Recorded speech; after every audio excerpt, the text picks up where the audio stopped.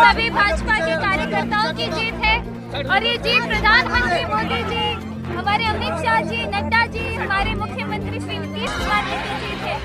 और ये मैं अपना सारा श्रेय हमारी अलीनगर की जनता जनार्दन, हमारे बीजेपी कार्यकर्ता, हमारे सभी शीर्ष नेतृत्व की जीत है।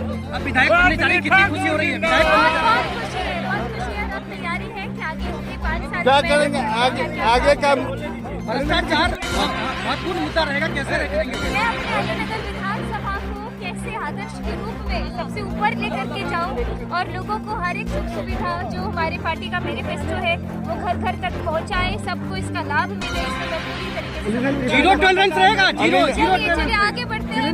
जनता की जीत है, सभी भाजपा के कार्यकर्ताओं की जीत है और ये जीत प्रधानमंत्री मोदी जी, हमारे अमित शाह जी, नड्डा जी, हमारे मुख्यमंत्री श्री नीतीश कुमार जी की जीत है।